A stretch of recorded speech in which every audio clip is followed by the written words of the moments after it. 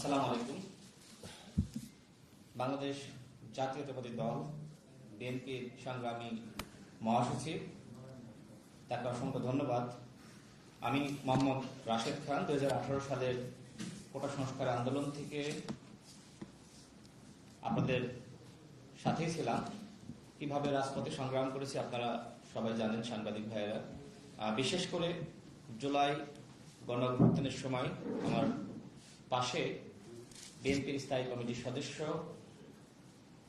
জনাব সালাউদ্দিন আহমেদ এবং আমি রাশেদ খান, গণ অধিকার পরিষদের সভাপতি নুরুল হক নূর, আমরা তিনজন একসাথে এই আন্দোলন সংগ্রাম সমন্বয় করার কাজ করার সুযোগ হয়েছে এবং আমাদের সংগ্রামী মহাসচিব যে সময় তিনি গ্রেপ্তার হন, বিএনপির সংগ্রামী মহাসচিব আমাদের সালাউদ্দিন আহমেদ ভাই, তিনি ইন্ডিয়া থাকলেও এই আন্দোলনকে যেভাবে সমন্বয় করেছেন এবং আমার ভূমিকা সম্পর্কে আসলে আমি বলতে চাই না, সালাউদ্দিন আহমেদ ভাই তিনি জানেন, তিনি বলবেন।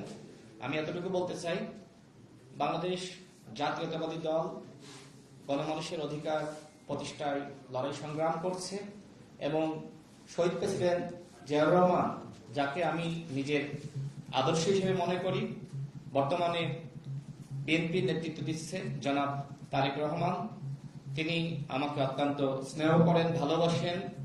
ফ্যাসিবাদ বিরোধী আমল থেকে তার সাথে আমার সম্পর্ক। আমি মনে করি নতুন বাংলাদেশ গঠনে তার নেতৃত্ব দেশ এবং জনগণের জন্য অত্যন্ত প্রয়োজন। আমি বিশ্বাস করি সংস্কার, বিচার এবং সুষ্ঠু নির্বাচনের ক্ষেত্রে জনাব তারেক রহমান গুরুত্বপূর্ণ ভূমিকা রাখবেন।